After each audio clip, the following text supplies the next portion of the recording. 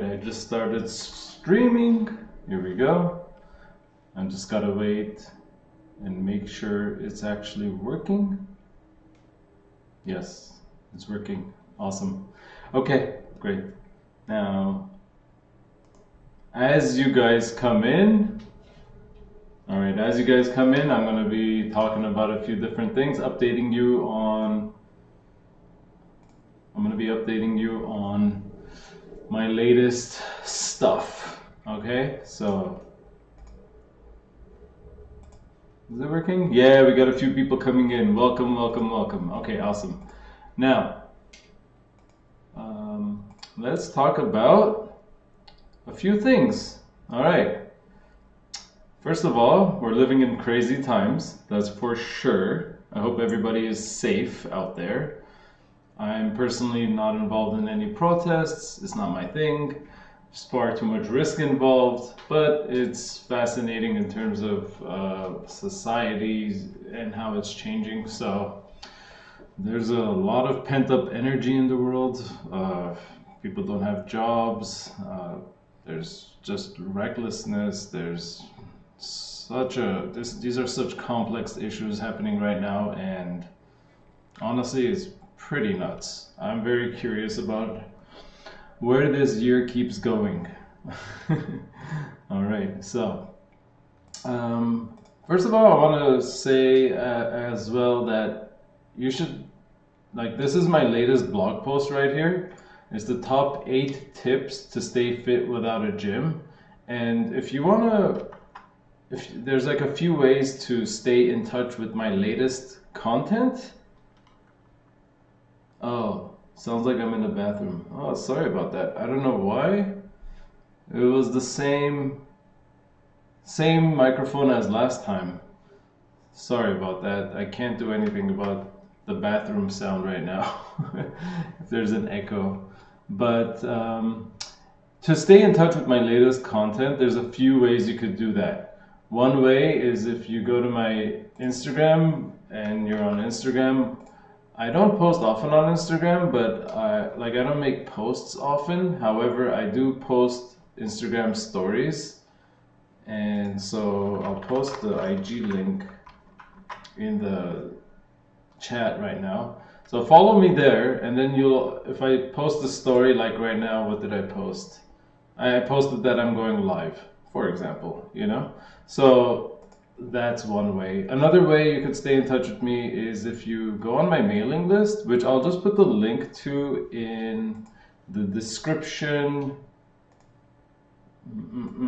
This is actually, the mailing list is the best way to stay in touch with my latest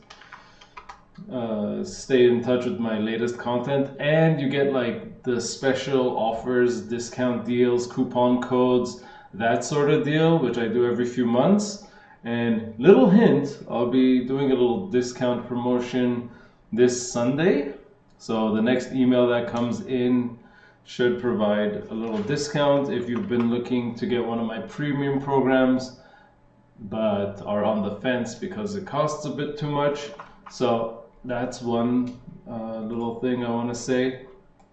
Other ways you could stay in touch is with my subreddit on Reddit. If you go r-Antranik, which I'll put the link to as well in the chat. So I just got a question on there. So people ask questions, and I also post my own content as well. So that's another way you could stay in touch with the latest stuff. What's another way? Obviously, you can go on my website, antranik.org, and then just check it regularly, and you'll see the latest YouTube videos and then the latest blog posts. That's usually how it goes. Now, what else? What else should we talk about? I'll talk about this latest blog post of mine. Top 8 tips to stay fit without a gym. By the way, if you have any questions, just ask, and then after I'm done going over this blog post, I'll go over your questions. And I'm going to be online for about an hour. So if you make your questions more specific, so that I know how to answer. Like if you're more detailed with your question, you're gonna get a more detailed answer, you know, because I don't know who you are. So just throwing that out there. If you give a general question, you're gonna get a general response. Okay, so let's go over these top ways to stay fit without a gym. I'll put the link to this in the description. I mean in the chat. Latest blog post. Thank you, Dan. Thank you for saying you love my content. All right, so the first thing you gotta do is let me see if this looks good. By the way, everyone smash that like button. There's only one like. Come on, it's ridiculous. Okay. Make space to lay and sprawl on the ground. Let me make this bigger so you can see that shit. Okay. So this is really simple, right? Like I'll walk into someone's house and then I'll see like there's all sorts of furniture and it's very clear that they don't have any space for them to like lay down and like spread their arms apart and then like move their legs around, okay? Like if you live in an apartment like that, I live in an apartment like that, but all I need to do is move my coffee table or my ottoman to the side and then I have space. So do that and then you can be able to do things like this. Like see, I moved my ottoman out to the side and I have my dog here. She's laying supine, having a blast. And we're doing some acro yoga. And so all sorts of possibilities open up whenever you can do that. You know what I mean? So, and then another thing you can do, obviously, this is Rod Cooper, by the way. I will put the link to his Instagram. He always does like a floor massage. So he's like, you're always gonna see him like doing stuff on this big, empty, featureless floor. Okay, there's no equipment there. He just like, this is like a sped up version of whatever he did. Let me share his Instagram link because Rod Cooper's IG. Follow him there. He posts a lot of good stuff all the time in regards to movement. So he's awesome. Like this is like something he posted recently on his Instagram account. I mean, he's just playing around and doing what feels good. Okay, this is my first tip in my, you know, make space to lay and sprawl on the ground. That's literally what he's doing, and you should explore. Okay, just doing this, you don't even need like a routine. Just doing stuff like this can, you know, going with what your body is enjoying and liking in that moment could be enough to feel good for that whole day or for that whole week. Okay, so next, you must have a place to hang even if you do nothing but hang. Okay, having a pull-up bar at home or outside, anywhere very close to you where you can just daily just hang from the bar is so important. Okay, it stretches out your shoulders, your lats, your upper back, it decompresses your spine, right? Maintains your basic grip strength so you can open jars. Little, you know, simple thing. Of course, you can also do pull-ups on them and get really strong doing like front levers and other pulling exercises. So hanging is just the basics, but I feel like having a place to hang is crucial if you don't go to the gym. All right, so crucial. And all right, now next point, stick to one solid strength training routine. Okay, so increasing your strength is a journey that should never end, because like a plant, if you're not growing, you're dying. Okay, you should always be striving to get stronger. All right, because even if you're just maintaining, it's a form of regression. All right, you can't just keep maintaining. You got to be pushing the limits slowly but surely. All right, so here's my little meme. Here's another bodyweight strength training program, right? Because there's so much junk out there. I wrote here, most minimal equipment exercise routines are trash with zero progression exercises and terrible programming. Okay, a lot of these. So this happened whenever like the coronavirus quarantine hit. All these people who had like a weightlifting background or powerlifting background, all these like professional coaches started pumping out body weight fitness, you know, strength training routines, and I would look at them and they were absolutely junk, and they kept like perpetuating myths like, oh, you have to do, because you can't do it, you can't do like a hard variation of something, which is completely bullshit. You have to do a lot of reps to failure. So like, that's bullshit. There's so many ways to make exercises harder in bodyweight fitness in general and with bodyweight training. And so don't trust a lot of these things. But I do have a bunch of, you know, well thought out exercise plans that that you should trust, because you have a lot of options. Okay, so you can just review that in the link on your own. And then the next point for staying fit without a gym, you got to do some flexibility focused sessions and self massage. Okay, every once in a while you got to stretch, and every once in a while, or maybe even daily, use the foam roller as needed to stretch, or you know, like massage your body. Okay, and I have a lot of follow along flexibility videos, free videos that you can just follow along. 20 minutes, just spend like 20 minutes, stretch, feel good. All right. And then I have like routines. If you don't want to follow my video, you want to just follow like a blog post and like do it on your own, there's a few options there. And of course, you know, how to, you know, use a lacrosse ball for self massage, or how we use the foam roller. These are really good. Okay. And I'll play these in the background later. Next. Take up a skillful hobby or two. Let me make sure everything is good. Yes. So, notice here that I'm juggling. Okay? Right here, I'm juggling.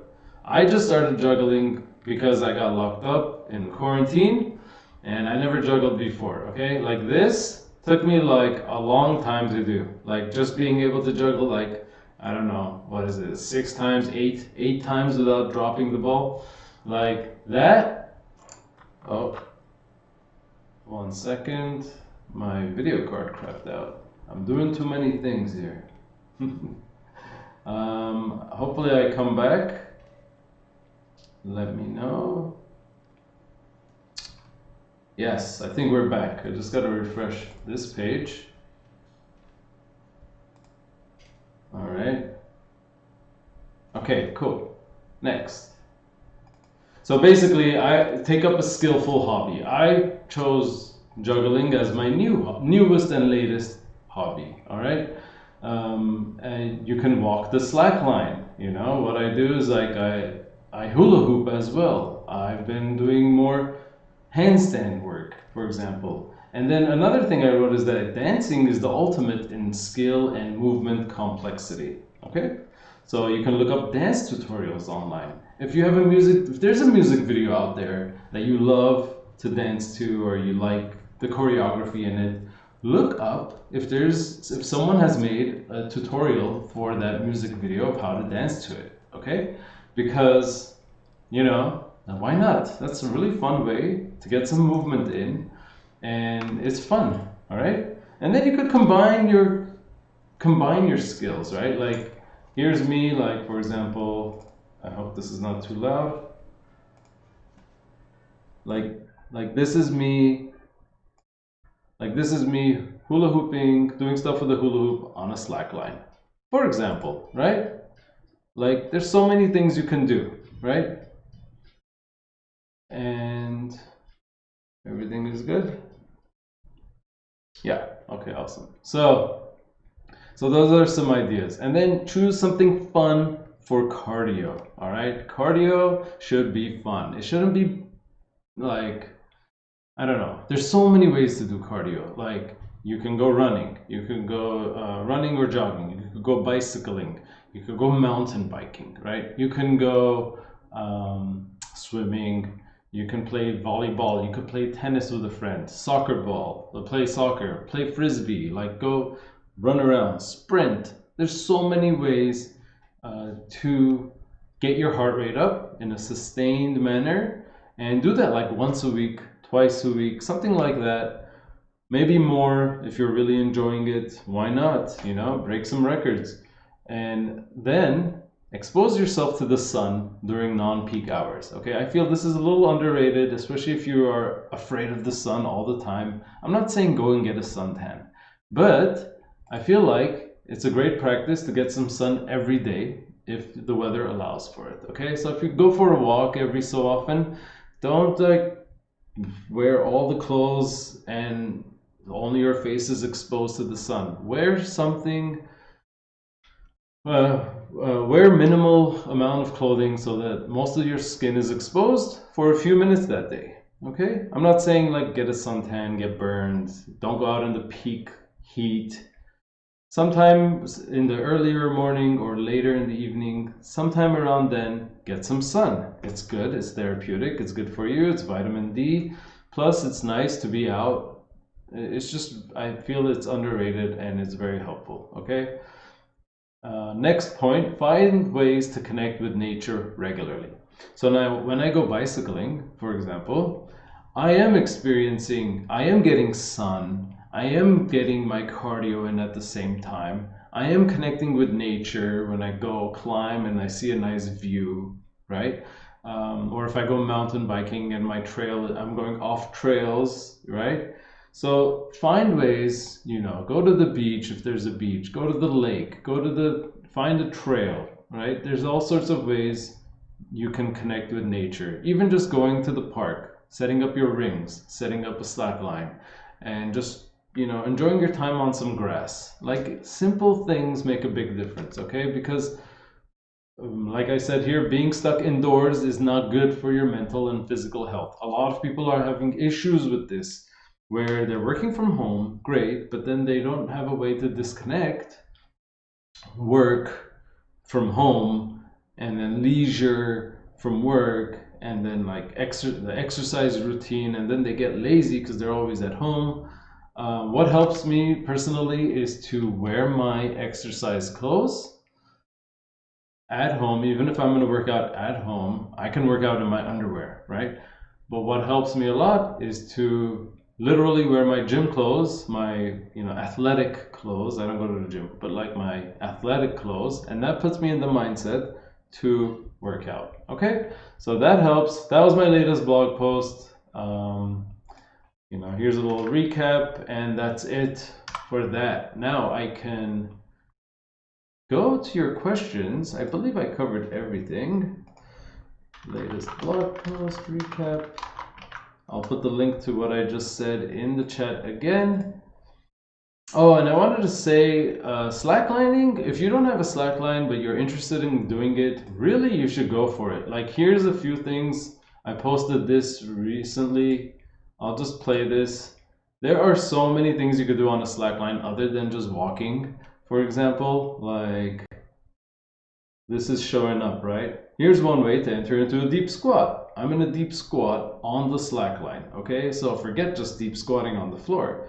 I'm doing this, taking this to the next level. Now, I'm like taking this as the next level by going into like a side plank position and then like moving my legs forward and back. And then when you fall, keep flowing, right? Which reminds me of this quote. It's not the note you play that's the wrong note. It's the note you play afterwards. Oh, let me go back. It's the note you play afterwards that makes it right or wrong. Okay, so that's why I said when I fell off the line, I just kept like flowing, because you could pretend that you meant to fall off. No one knows what you're doing.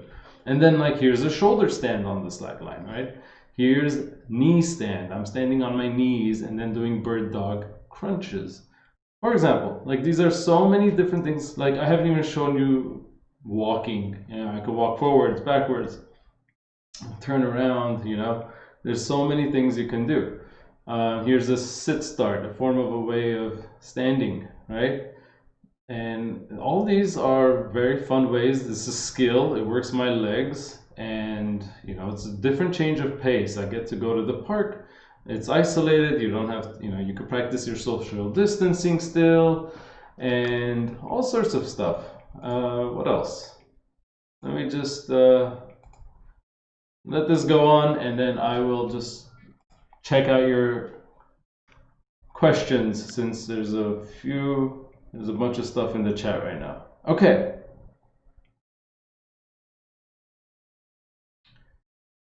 All right, so Dante says, how to quit being lazy to work out. Honestly, you just need to have discipline, okay? Make a to-do list, pin it in front of the desk that you're always on, like maybe put a sticky note on your monitor, like literally on the corner of your monitor that says like workout at 12 o'clock today or something, you know, like so every day you do it. You have to like force yourself. You can't just wait for the motivation, you just got to do it, all right? And then you say, I remember you had videos about anxiety. Yeah, I do. It's my mindful motivation. Antranik. Let me find that playlist and I'll send. Oh, here it is. Mindful motivation. If you go antranik.org/mindful motivation, this series, how to reduce anxiety and stop a panic attack. Let me post this to you in the chat. Please review this, how to reduce stress and anxiety about the future, how to deal with unforeseen circumstances and problems, how to get through depression, how to do the right thing. These are not long videos except for the depression one. And oh, look how cute Medux is. Oh, okay. I'm getting off track here. But yeah, my dog, I just included her there because, you know, why not do a whole thing on depression, have her involved in it, right? Okay, I'm getting off track. Got more questions to cover. Where am I? Let me go back to, let me just play something else with Medox while we are at it, while I go over your questions. Okay. Now, next.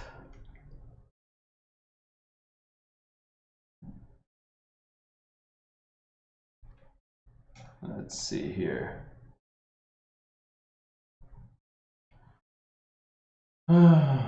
Lee Zhu says, I like your teaching style. I just started learning ring-related exercise content and found you on the internet. I hope I can learn the basics about rings during this pandemic. Yes, I have a whole series on rings. I'm sure you found it already and you enjoy it. Rings are really fun. Dan says, do you believe it's worth specializing in one type of movement? Yes, absolutely. If you enjoy that movement, if you, like I showed you before, like I was heavy in, like I learned slacklining, but I also try other things all the time. Like if you want to master something, you know, why not? Why not do it? Why not specialize? Like, of course, there's a quote that says, hyper specialization is for insects. Okay, like it's good to be a generalist, but honestly, like if you have something you love to do and you want to be a master at it and specialize in it, why not? Okay, it's also good to be well-rounded, so everything in moderation, right? That's probably the best thing to do. So yeah.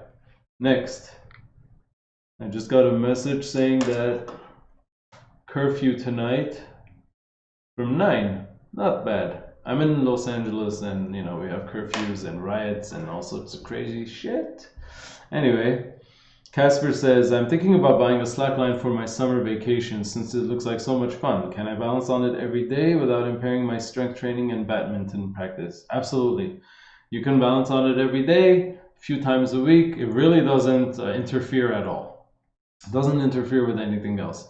It's like walking, right? Does walking interfere with your strength training and badminton practice? No, right? It's not going to affect it too much. It's a low intensity skills, basically, that you're going to be building up. So maybe I should stop playing whatever's playing here. Maybe I should play something else. Maybe this. Maybe my follow along video here for fun. All right.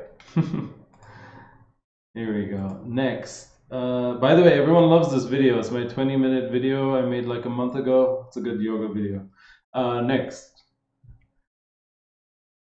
Lee is asking, I can do 4 solid pull-ups and 20 push-ups, but I feel so slow making progress on the rings. How long does it typically take for people to be able to do basic turned out support hold for 5 seconds? So that's a good question. The turned out support hold, I'm going to make myself bigger here. Turned out support hold took me a long time because I went through it really slowly. I was very patient. I wasn't rushing to just turn the rings out. It can take you a month. It can take you a week. It can take you 2 months. Honestly, everyone is so different. I've trained this move to people who had good mobility and good strength, and they got it on the first session. That was rare, but some people get it, okay? And so it's really, it differs a lot from person to person. Just don't worry about getting there. Like, don't worry about the goal and trying to get there at a certain time. That is really hard to predict, okay? And if you force it too fast, too much, you risk injury, and then you actually, ironically, take longer to get there. So a little bit each day. Go do a little bit until you have a little breakthrough. You can hold it for a little more. The quality improves a little bit. The form improves a little bit. The turnout is a little more. And then move on. Okay, and the next session, a little more improvement. Okay, so that's my advice to you. Nature always has its own plan about how long something takes. Okay, and you can't really force it to do otherwise. All right. Now, yeah, so making progress slowly on rings is normal. Like if you could do 20 push-ups on the floor, you're not going to be able to do 20 push-ups on the rings, okay? It's just naturally going to be a lot harder. Everything's harder, and that's why they're awesome, okay?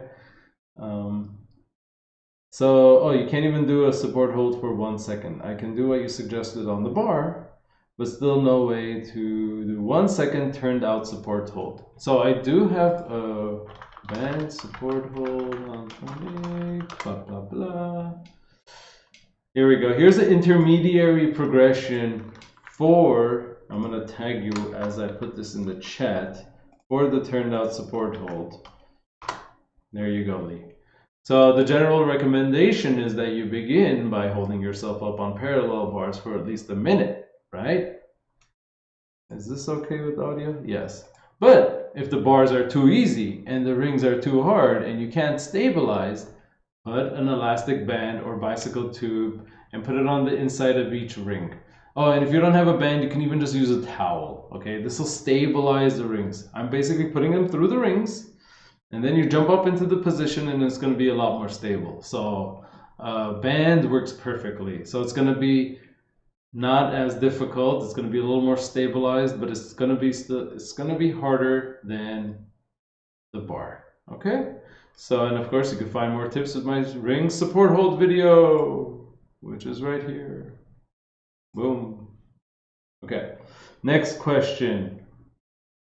Casper says, I really like your yoga videos. What got you into yoga, and who did you learn from? So I learned from multiple teachers all the time for several years. What got me into it was I used to ride my bicycle a lot, like hundreds of miles a month.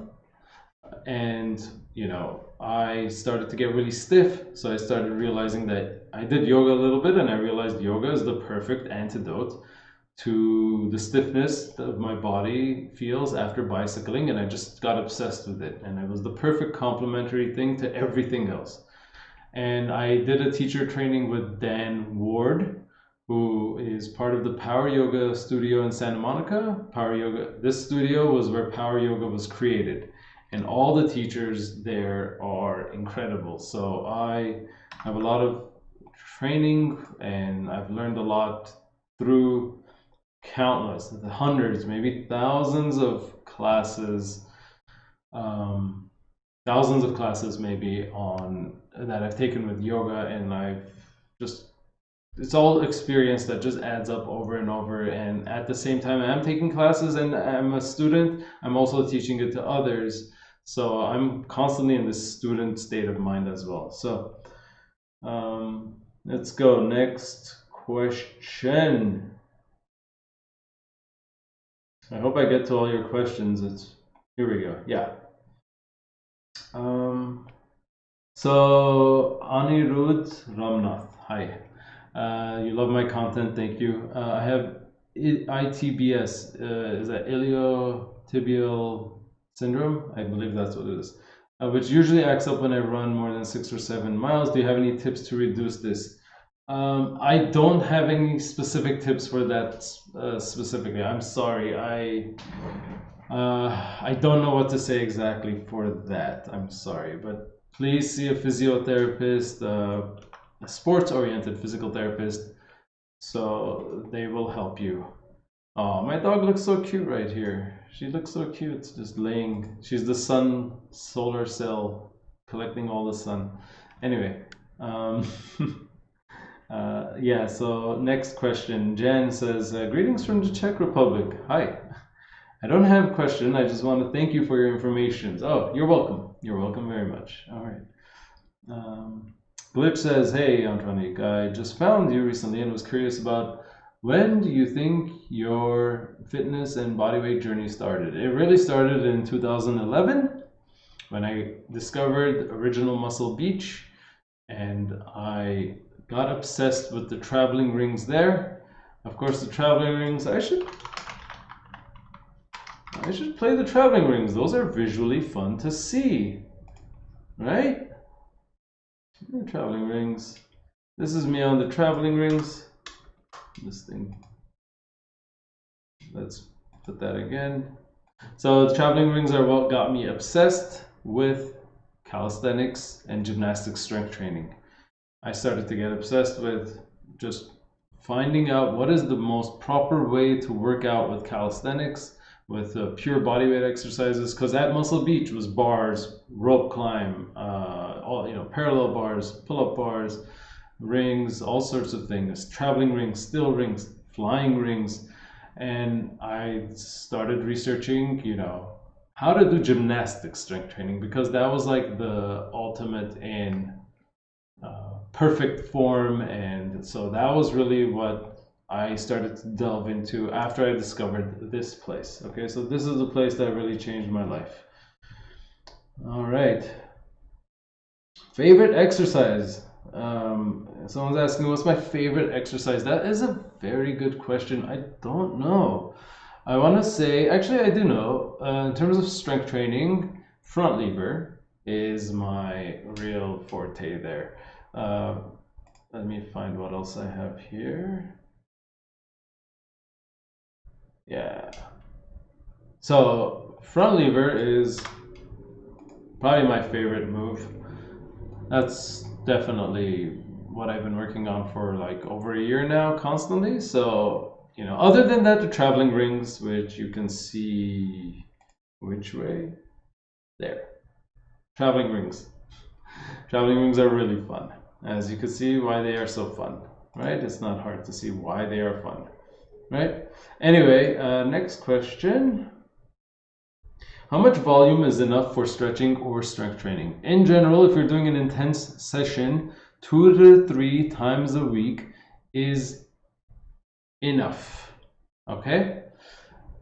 If you are doing, so like 3 times a week is probably optimal. And this goes for both flexibility training and strength training, okay? What else should I play while I am here? I should play some other stuff for you guys, just to have in the background, right? I'll play this. This is the follow along video I made recently. It's like it's a really fun core progression thing. Oh, and I'm live now. It says I'm live now. How cool. Awesome. All right.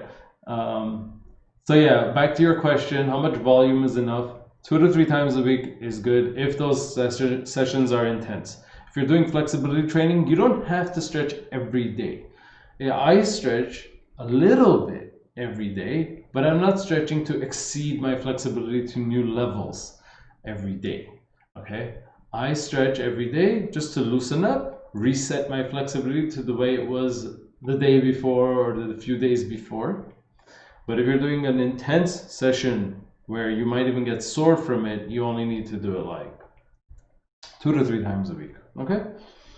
Now, Matthias says, I've been working out 6 days a week on quarantine. Is it overkill? It really depends on how intense those sessions are. I'm working out 3 to 5 times a week with my strength training routine, okay? If every session was to the max, 100% like extreme, where I can't do anything anymore, I'm going to failure, then I wouldn't be able to do it 5 times a week, right? However, I'm purposely doing a routine where I'm limiting I'm limiting like how much I'm doing, basically. I'm always leaving a few reps in the tank and then calling it quits for that day. That allows my recovery to not take as long, and I could even work out the next day again, right? Because I'm not going to the extreme. So you have to find that limit. You have to find really what works for you, okay? If your time management, your schedule allows you to only work out 3 times a week, 2 times a week, then you gotta go harder on those days, right? But if you're like me and you like to work out every day, you can work out almost every day, then you need to not go, you have to purposely limit yourself so that you have some, gas left in the tank for the next day, right? And that is a fine balance. And one thing I'll share with you I've been doing is my minimal routine. If you just go antranik.org/minimal, and I will post that minimal routine. And that is a nice rep scheme based off Pavel's fighter pull-up program that allows me to work out frequently, many times a week. So you can follow that if you want an idea of how I do it. Okay? We have another next comment here. I learned a lot of things watching you and made a lot of progress and managed to gain weight with a fast metabolism. So thank you very much. You're welcome. Dan says, great analogy. Thanks for answering. You're welcome. Amin says, first I would like to thank you for the great content you're providing. You're welcome. All right. Darth says, I've had trouble with pull-ups for a while just practicing the eccentric movement. Sorry, one sec. I've had trouble with pull-ups for a while just practicing the eccentric movement and engaging the back muscles, doing a sort of half pull-up, but still can't do a full one. How can I train better? I think you're on the right path, okay? You are on the right path. Make those negatives or eccentric, just make them even slower. When you're actually going down, you should be actively trying to pull up.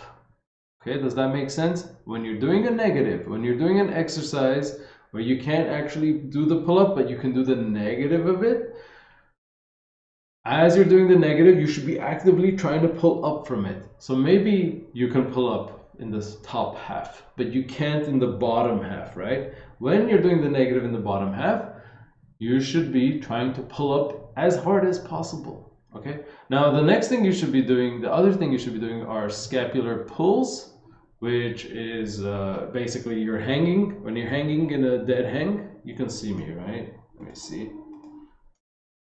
Yeah, so when you're hanging in a straight arm dead hang, allow your shoulders to go up and then pull them down. Relax, let the shoulders right up, cover the ears, and then pull them down. This is just like, so the little bottom part before the actual pulling up starts, that part should be like really strong. So those scapular pull-ups plus negatives can work. Now, if you're really having trouble and you're not going anywhere, it could be because you're overweight. So you can, it's really hard to do pull-ups if you're overweight. And if you're very overweight, progress is going to be very slow. So look up how to lose weight. I do have a couple of videos on calorie counting. Let me see if I type calorie counting on Antranik. No, I wanted to weight loss. Weight loss and nutrition series. Maybe it's this one. Yep, that's right. I'm gonna just put this link in the chat. I don't know if you need it or anyone needs it, but check it out. How weight loss works. Because if the pull-ups are really hard because you're overweight, that's definitely something that will help. Another thing that might help is I was gonna say our bands. However, one second, guys. However, bands might make it so your shoulders are shrugged up, and then you're doing the pull-up, and you can do the pull-up with the band, but look, your shoulders are shrugged up the whole time. And then what happens when it's shrugged up? I don't know if you could see, but if it's shrugged up, look how bad that looks, right?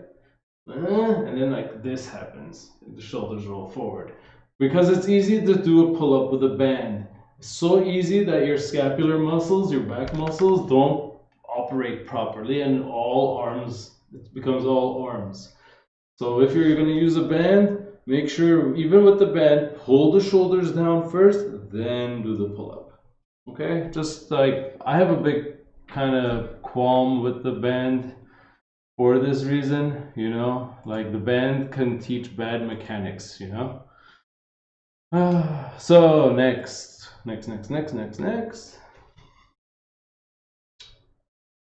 All right. Is the elastic band the same thing as the one that helps you to do pull-ups? Oh, I just answered that question, so perfect. I hope that helps you, passerby. Now, all right, Lee says, I didn't see this video. Thank you. You're welcome. Okay, next. I'm just curious, do you still train the Lsit or Vsit, and have you tried working towards the 90-degree Vsit? If yes, how did it go? So it's been a few years, and I have not, so I only do the Lsit like once a week right now, something like that. And a few years ago, I tried to do the Vsit. I got to like a 45-degree Vsit. Let me see if there's a, I know I have like a video somewhere. Like I started with this, right? I can show you right here. And I don't work on my Vsit anymore. So like I might one day, but it doesn't look like I'll be doing it. I started training with this one leg Vsit. It's a cool progression. And then I moved on to, and then I tried to do like the full Vsit after that, like a couple weeks after that video. And it was basically like, you know, you go from a tucked Vsit to that. And that was it. And I didn't try to like go beyond this. I just like started doing other things. So I really, because I was doing Lsit and Vsit for like so much time. Eventually you get sick of it, right? You move on to other things if you don't care.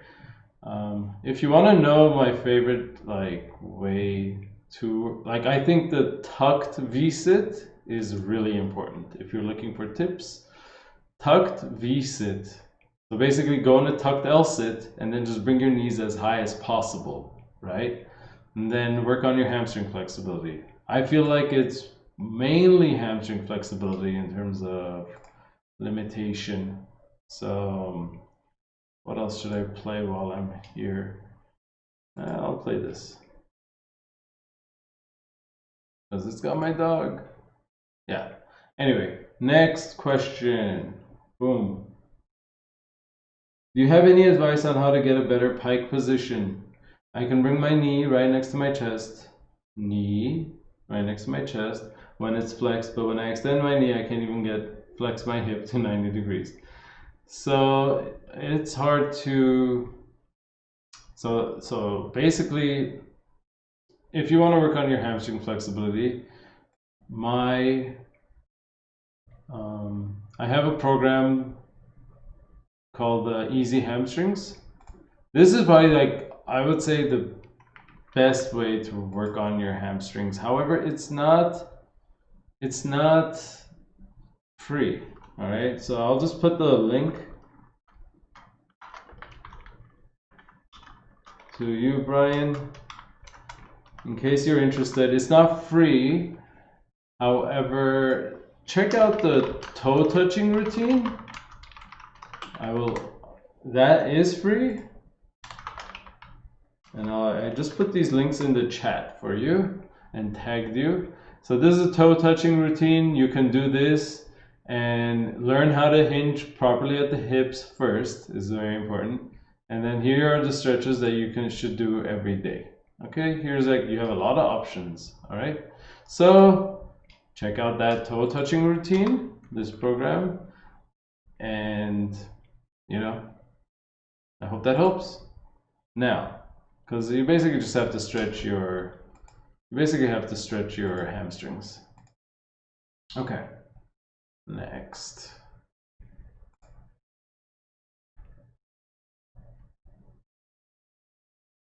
Any idea why pull-ups on the bar are harder than on the rings? I actually don't think that they are harder. Could just be that, you know.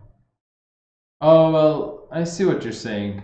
So when you're on the rings, you know, your natural tendency is to start like pronated, and then but when you pull, you're gonna supinate it. So meaning your palms are gonna face you on the rings naturally, or they're gonna be in a neutral position, which allows your biceps to help a lot more. So on the rings, you might be doing that little twist action, which helps. Okay, so yeah, that's probably why I'm guessing. All right, Ricky asked, hey, Antranik, I noticed my shoulder blades don't fully retract when I'm doing rows and scapular pulls. Are there stretches I can do to improve retraction, or do I just keep at it and get stronger? I would not worry about being fully retracted. Just, I'm sure you're retracting enough. I don't think there's any stretches in particular, just chest stretches come to mind. But I'm sure you're doing enough. Don't worry so much about retraction for scapular pulls. Specifically scapular pulls, just focus on depression, meaning pulling your shoulders down. If you pull your shoulders down, they'll naturally be retracted at the same time. So when you're doing a scapular pull, the focus shouldn't really be on the retraction. It should be on the depression, and then the retraction takes care of itself. Okay?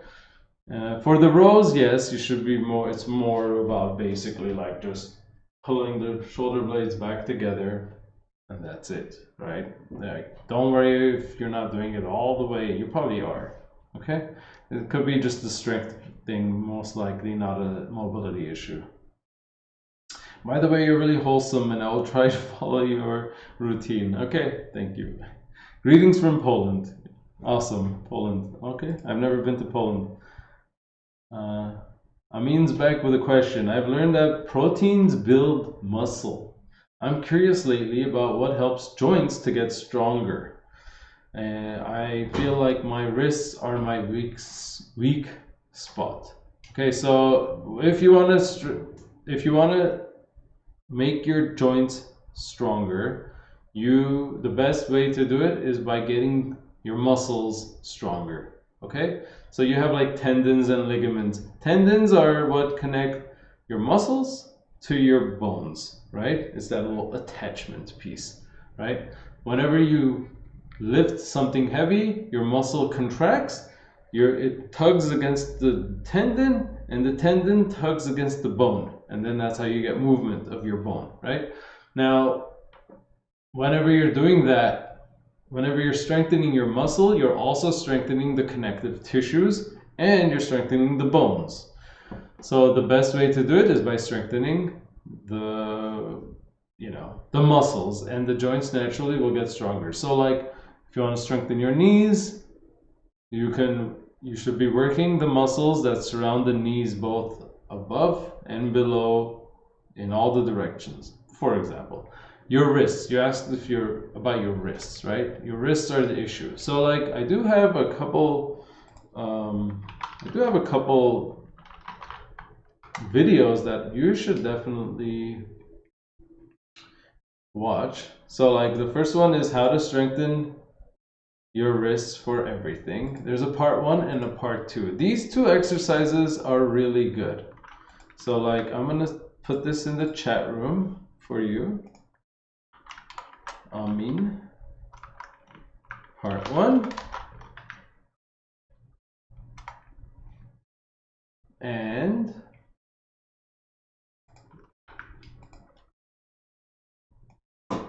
part 2. So these exercises, and I'll just play them in the background. They're like palm pulses and first knuckle. They're just a couple different exercises. These will strengthen your wrists pretty well. And then also GMB.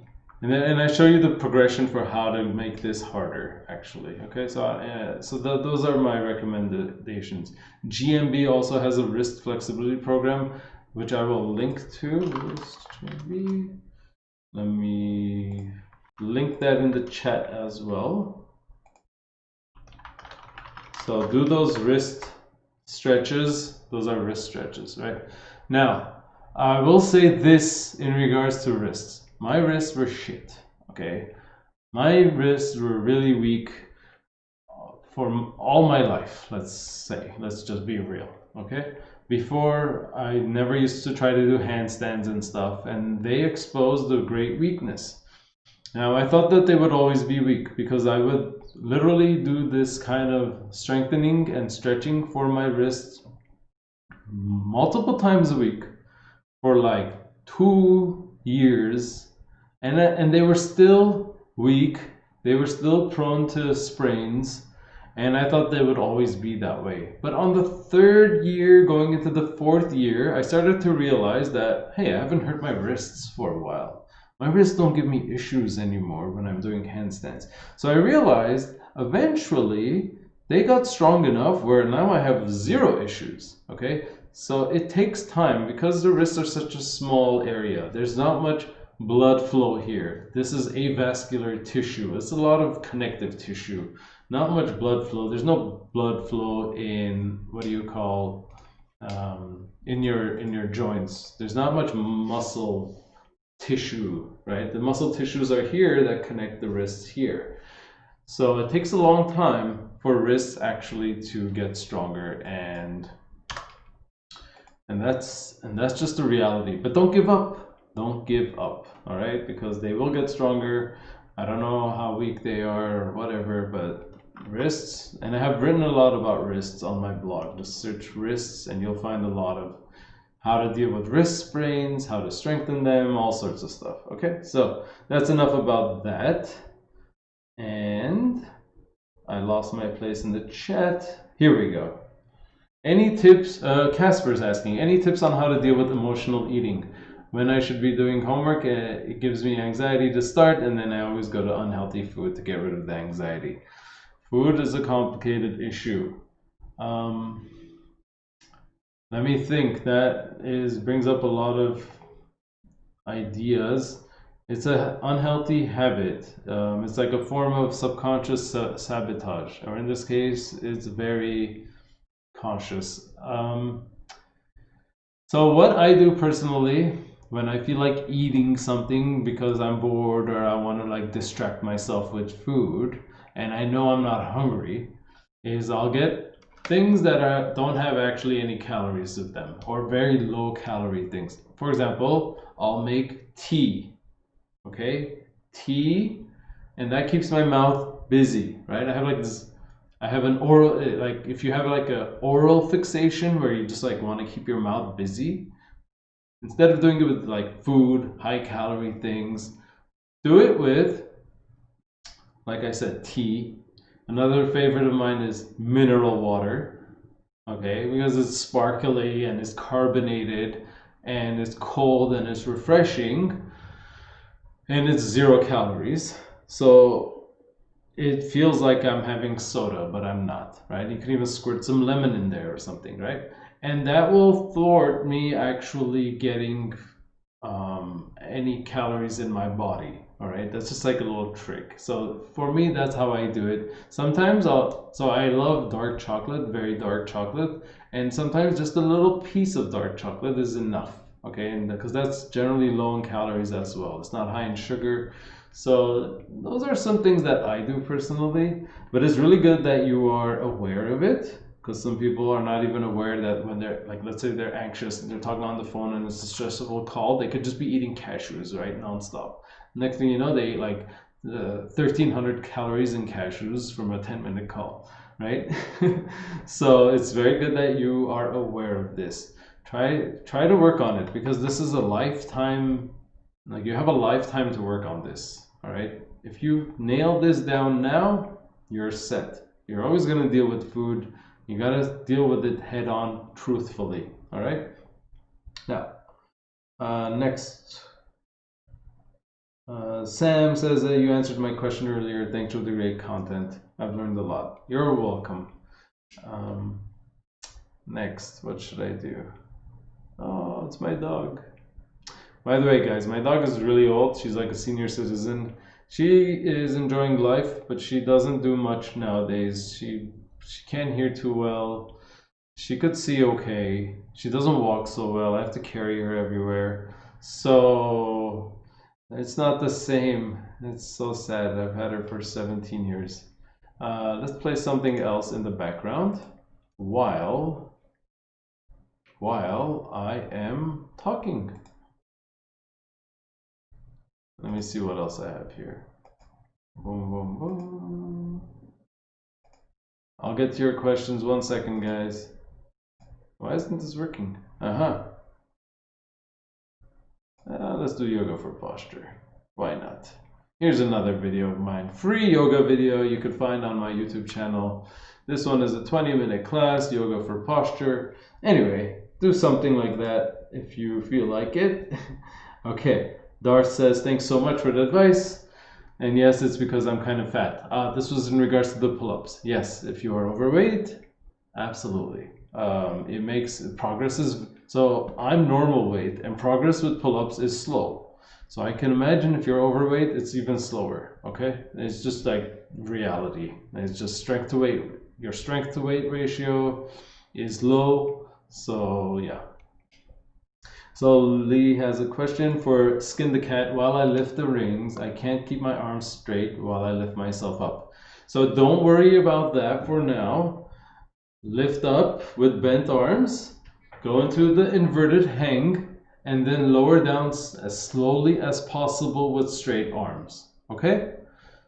Again, lift up with bent arms, go into the inverted hang, lower down as slowly as possible, focusing on straight arms.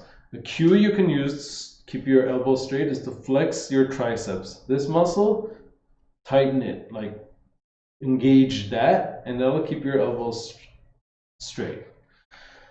And then that will get you stronger. Eventually, you'll realize you can pull up or hold yourself, pause with straight arms, and then maybe even partway pull yourself back up with straight arms, okay? You will get there. Skin the Cat took a while for me. So it's just like the support hold. In the beginning, it takes time, right? You gotta work a little bit each time you do it.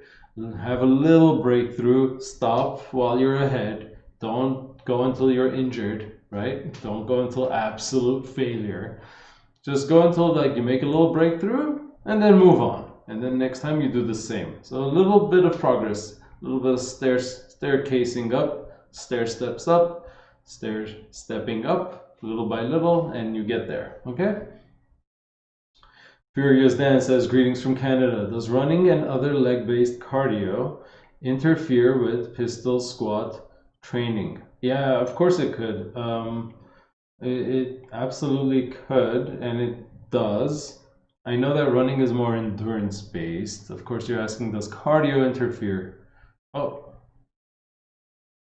sorry, my video went out. You guys can hear me? Yes, you can. All right, good. Now, running could interfere with it, definitely. So you might have to be aware of that. You might have to space out your sessions. I would recommend that you do your pistol squat training first. Like if you're going to do it on the same day, do your pistol squat training first, and then do your endurance training after. Okay? Because if you do your endurance training first, you're going to be too wiped out for your strength training. All right, so that's my tip for you. All right.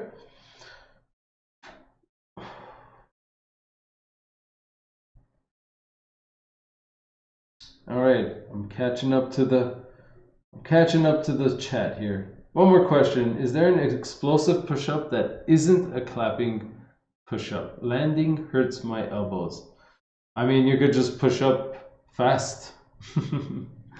Push up fast until just your palms lift off, maybe even just go on your fingertips, right?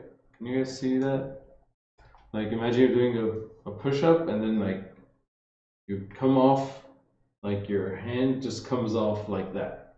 Or just your palm, right? You push up so fast that that happens, right? You can try that. However, I understand. I don't do clapping push-ups because those are high impact exercises that over time put a lot of stress on the joints. So while it looks flashy, you know, just understand that most of these people showing off these high impact exercises are they're either teenagers or in their 20s, okay? And oftentimes they are of a certain stature, they are of a certain height, they are of a certain leanness, okay? Calisthenics, just like gymnastics, favors people who are shorter, lighter, have less leg mass, and younger, because they have less injuries compounded over time, right? So, you know, a lot of things I just don't do, I don't care to do because I want to do this stuff. I want to do the things that I can do for the next 100 years, you know? So I have to purposely like limit some of the things that are high impact on my joints for longevity's sake. Okay, so always keep that in mind as well. Casper says, how much do you think a beginner can learn on a slackline in 2 months vacation? A lot. You can learn a lot. Slacklining is one of those things where if you do it for like 5 minutes, you're not going to learn too much. But if you like stick to that session, do it for like a nice 20 minutes, 30 minutes, just nonstop, just keep like trying to walk, keep trying to do something, you're going to make a lot of headway, a lot of progress in that 20 minutes. So, you know, stick to your session and you'll make a lot of progress. I've trained people who have learned to walk on the slack line in the first day. Other times, people take like 2 weeks just to take like a few steps. Okay, so it really depends on how fast you're able to pick it up. A lot of it is mental. You know, don't psych yourself out. Tell yourself you can. It forces you to be in the present moment, because the moment your attention span goes away or you start looking down where the lines move in, you get thrown off. All right, you have to be like really conscious of what you're doing, what your arms are doing until like, so basically your arms act like a tail. And I do have like tutorials on slacklining on my YouTube channel. Just search my name and the word slackline. You're gonna get some good tips about how to start walking, and that'll speed up your progress really fast. Actually, I'll just find that right now. Boom. Slackline Basics for Beginners Part 1. And I'm gonna post this to you in the chat, Casper, and you can watch this.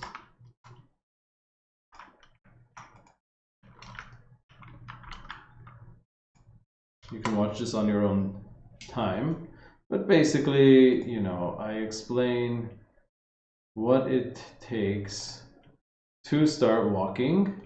You know, it's a lot of getting up and falling down, getting up, falling down. Even the best people in the world fall down. I fall down. So don't be afraid of falling down. Okay. Next, let's move on. Let's close some things here. Let's go back to that.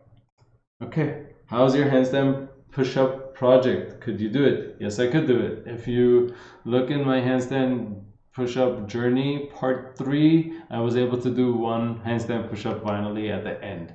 Now, I've been doing handstand push-up. I started again about 6 weeks ago. So I'm doing handstand push-ups regularly, and I'm doing the partial ROM progression, where I have like a yoga block where my nose hits that yoga block, and then I go back up, and I'm doing like 25 reps, not in a row, but 25 reps total nowadays, I believe. And then I'm gonna flip the yoga block to a lower position and then just start again, building the reps up. So I'm increasing the the range, and that's the progression I'm using for the wall handstand push-up. So yeah. Next question.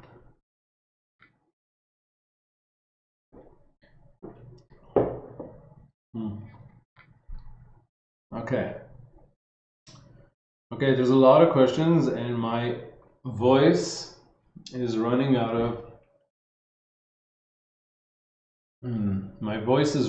of something.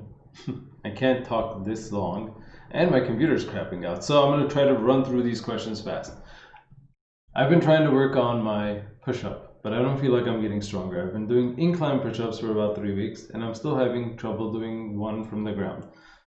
So there's a lot of options. You can try doing a negative push-up where you're on the ground, you're going down slowly, maybe stop halfway, and then push yourself back up. Okay, you can do that kind of thing, right? Maybe try to find an incline that's a little lower, but not as low as the ground, right? That's another option. So try and don't give up, because you are gonna get it. 100% you're gonna get it. You are actually, whenever you feel like you're not making any progress or this is too hard, is usually that breakthrough stage. Okay, that's always what happens to me. Like, I start to feel like shit because I just had a shitty workout and like I feel weak even despite doing so much training the past like few months, right? And then I go back to it a few days later and I have the best session in my life, right?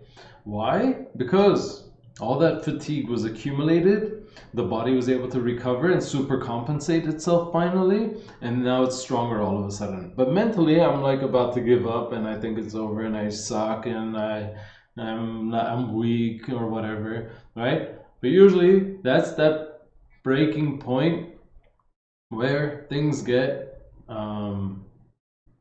level up. Okay, so keep trying, don't give up. Digital X image says, I'm in an exercise rut, no motivation. Literally, just go do something, anything right now. Literally anything, just go do it. Okay? The smallest thing, go for a walk. Go for a walk up a hill. Go for a jog. Go for a jog for 5 minutes. Literally, like, just get your ass up, do something. Do 20 push-ups. Do hang from a bar. I don't know, like literally anything. Don't get like wound up in trying to do the perfect routine. Start with anything, okay? Literally anything that comes to mind, just go do it. Follow one of my yoga videos. It doesn't matter. Just like take 10 minutes, 20 minutes just to do something, anything, and then that will build a little momentum. Little wins, a little win here and there is all you need to get ahead. Okay? Do you have a routine for fixing bad posture? So I have a lot of things that will help you fix your posture. I would recommend you watch my yoga video. Just type yoga, posture, and my name, Antranik. And you'll find this video, yoga for 35-minute yoga for posture video. This was the first yoga video I ever made, and I have other ones. I'm gonna sneeze right now, 1 second. Okay, there you go. So that video, Ciao Silva, I'm linking to you. Definitely follow that routine. I have other yoga videos too, like there's a 20-minute video one, there's a few of them you'll see in the search results. Try to follow those, okay? All right, next, Arun says, greetings from India. Greetings, hi. Ever struggled with inner elbow tendonitis? If so, what was your experience? Do you have any recommendations? So if it's inner elbow pain, known as golfer's elbow pain, you need to be doing negative wrist curls. Okay, negative wrist curls. A wrist curl is this. A negative is only that part. Can you see that? Yes. So this is a wrist curl. This is a wrist curl. The negative part is that. So if I'm holding a weight in my hand, very light weight, I basically use my other hand to pull it up and then lower down slowly. Use my other hand to pull up and lower it down slowly. So I'm purposely avoiding using the concentric phase, the contraction, but only the negative, because the eccentric or negative phase is what jumpstarts the healing process for the tendons. So that is what you should be focusing on. That is why the easiest way. Also, a little bit of self-massage right here. Not too hard, just a little self-massage with your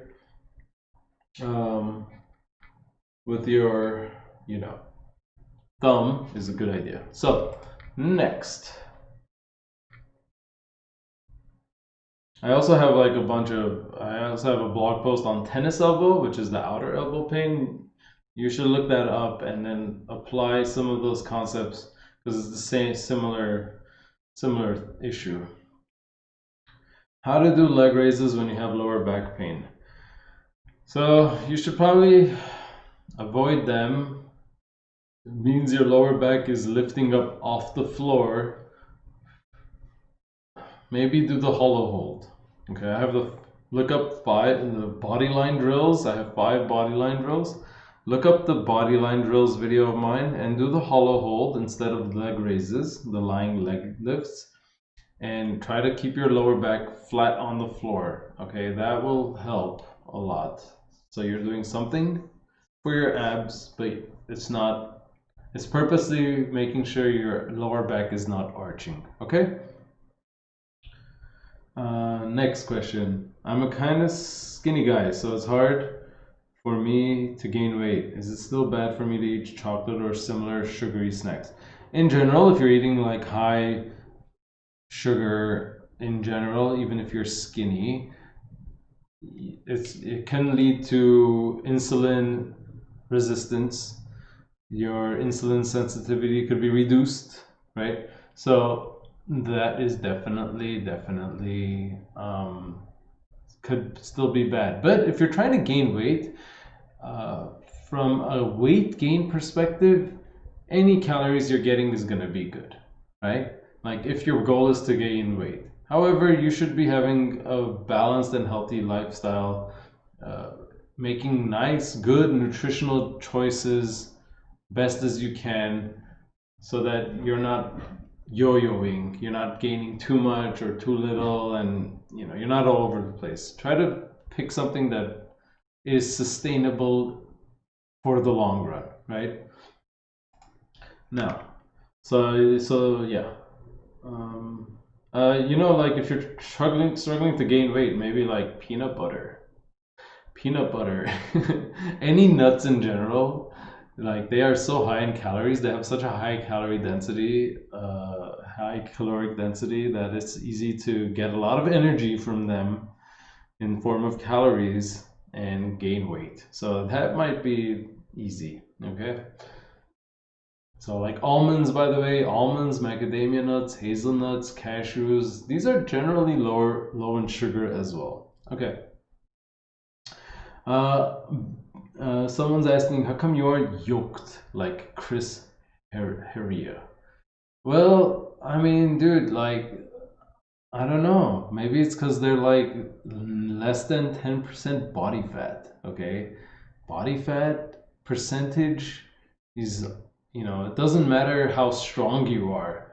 Like, you could be a 14-year-old who's never worked out in his life, but is like, but never eats either, right? And they got abs. Why? Because they're so lean, right? The leaner you are, the more muscle definition appears. doesn't mean you're actually stronger. All right, strongest people in the world who are fat as fuck, right? If you saw them on the street, you'd say that guy's morbidly obese and he should go to the gym.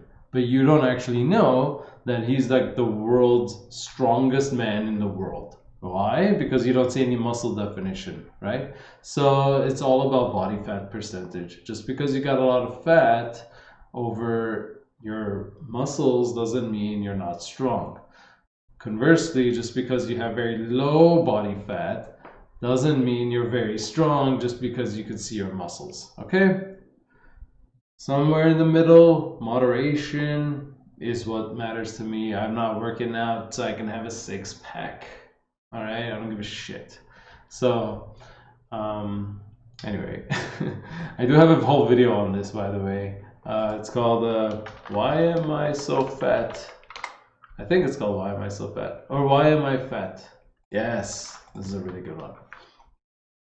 And I will link that to you.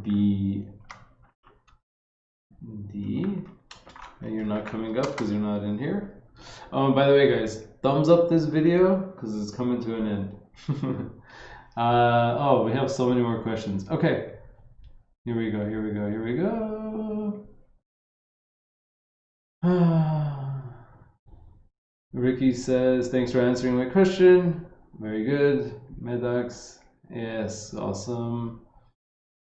Any advice for guys in their 50s like me who want to put on some muscle mass suitable training programs? The training program doesn't matter too much. What matters is that you pay supreme attention to your body, okay? Pay supreme attention to your body, how it's responding.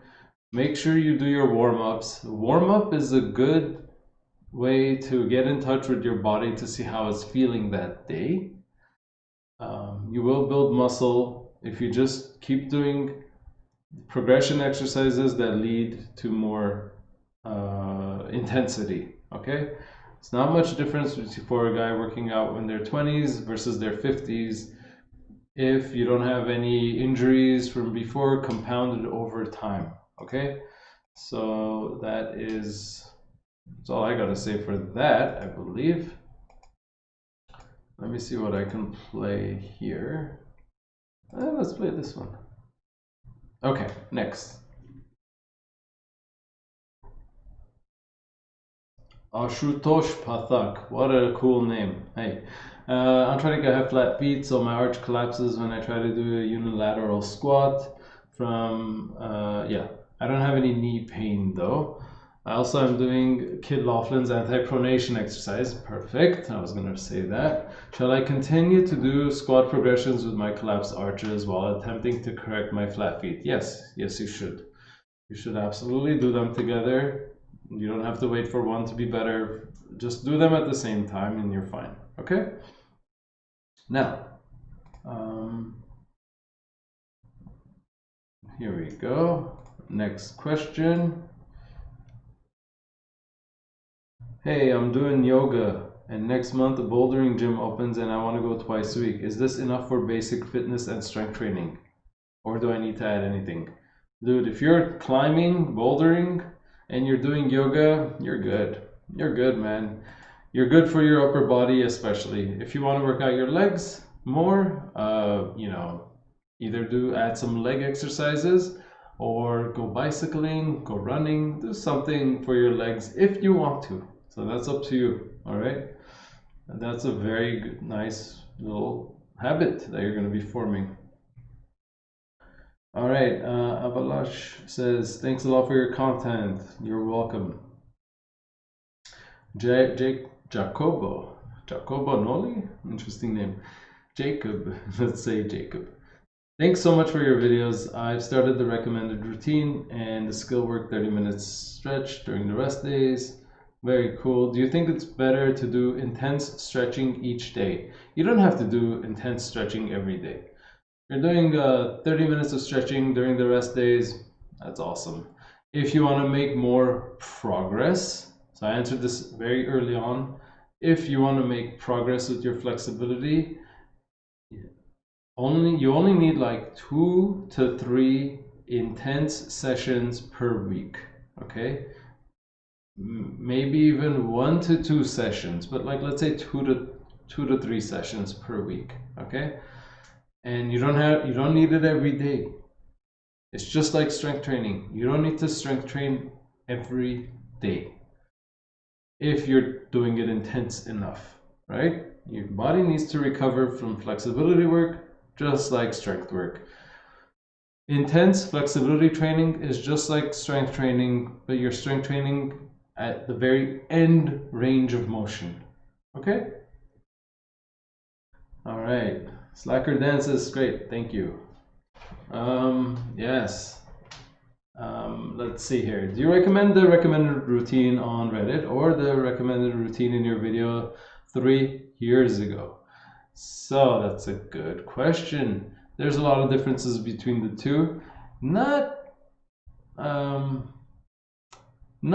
big enough differences for it to matter too much. They're both gonna take the same amount of time. The newer one is maybe a little more efficient. It has a little more leg work. Pick the one that you find it easier to understand and do. Okay?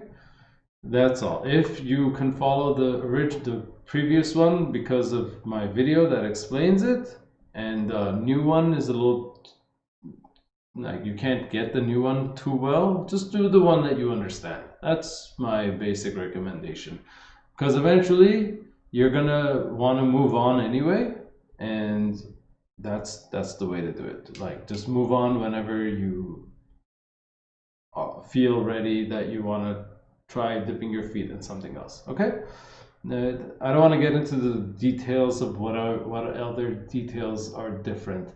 It's just the way things are paired. A couple exercises are dropped, new exercises are there, the warm-up is different. I mean, overall, it's all just like, just stick to one routine, the one that you can do right now, and that's it. You can switch routines later, okay?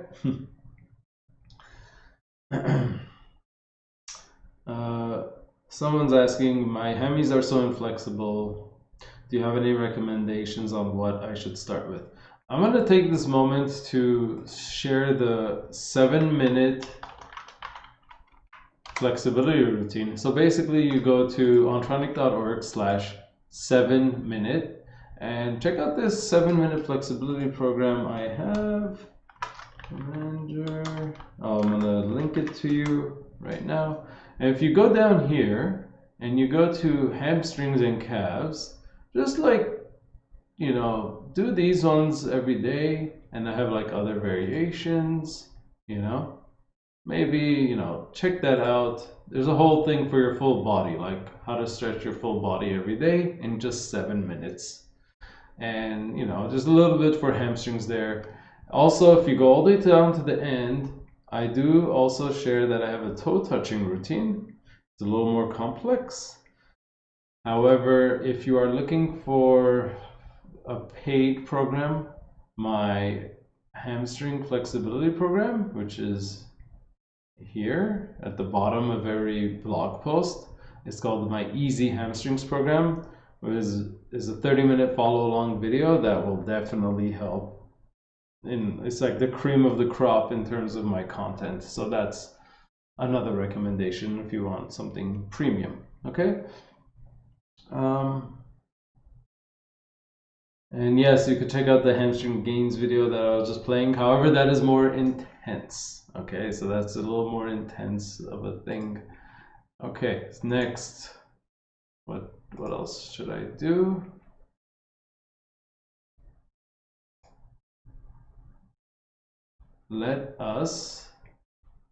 I'll just play this. It's got my dog in it, and that's it. All right, I think I'm almost caught up to the chat. All right, yes, BD, I linked to you. Did I link it to you? I linked the video up there. Yes, so Ashutosh says, please make a video for the new recommended routine. I know, it's such a complex thing to do all over again. I know everyone wants me to do it. I'll do it maybe one day. All right. So, and by the way, your name is cool, Ashutosh. It reminds me of an Armenian Tashitoshi. Anyway, I think I've caught up to everything. Thanks for the 22 likes, 31 people watching. Very cool. My throat did not go away this time. My voice did not go away. So I hope you all found this helpful. Everyone was very supportive and fun and awesome. So that's cool. I'm gonna end the video now. Thank you for watching. I hope you guys stay safe. Have a good, I know we live in crazy times. It's insanity right now. But we're gonna get through it, right? And I'm very curious what 2020 has in store for us. All right, so I'm gonna end the stream right now. And thank you for watching, everyone. Have a great rest of your week. And I'll see you next time.